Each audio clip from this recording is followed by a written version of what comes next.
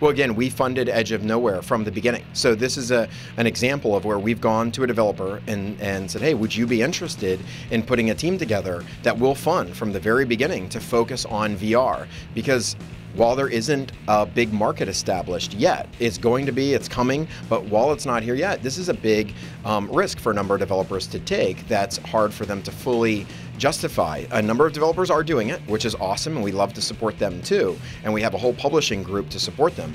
But for some of the developers that aren't able to fully take that leap without assistance, we're out there funding, we're supporting them every step of the way to make a great made-for-VR game.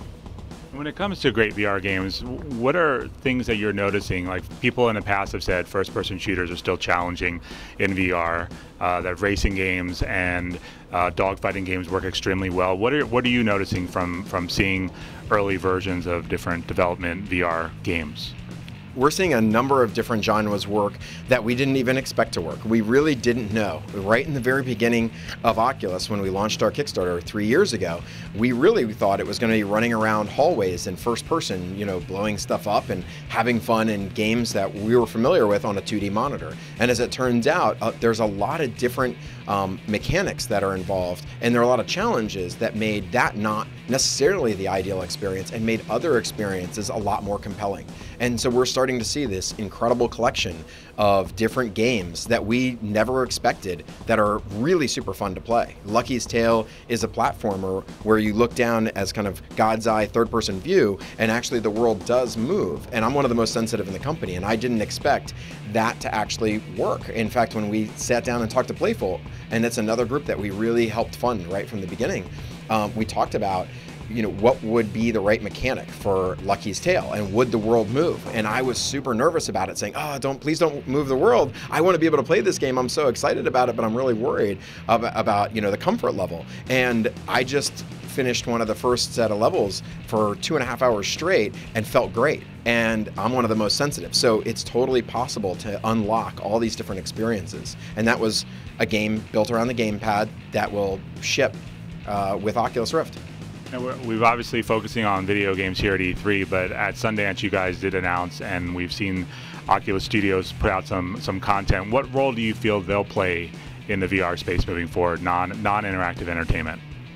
So we're totally focused on gaming and entertainment, and we look at this made in 3D, made in a 3D game engine set of cinema as somewhat of an extension and kind of just slight expansion to gaming.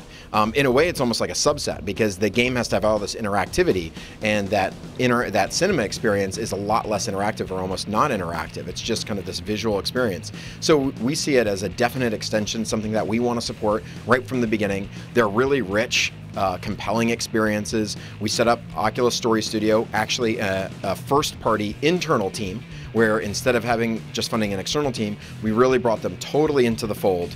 And it's a small team, about a dozen or two folks, that are building these experiences from scratch and trying to figure out what is it like to be immersed, to actually be in the movie, and to be in somewhat of a Pixar CG rendered experience, because this isn't live action. This is all still running actually in a 3D game engine. So as much as people say, oh, but that's not gaming, that's cinema, it's like, actually, it's still a game running in real time. It's still using, right now, everything's been using the Unreal Engine, running in real time for that Oculus Story Studio content. It's just non-interactive or just slightly interactive. So it may even have a little bit of interactivity and be like this halfway between a game and a passive movie experience, but it's super compelling. And so we showed the first experience at Sundance, and now we've announced the second experience, Henry, which is going to be very, very fun, and it's going to be a little more cartoony, something I'm excited to see and laugh at. So we'll have to see as they evolve. And we set that studio up to really educate the whole community. That was the goal, was to educate and inspire. So we're going to share everything that we create at Story Studio. We're going to share with the community.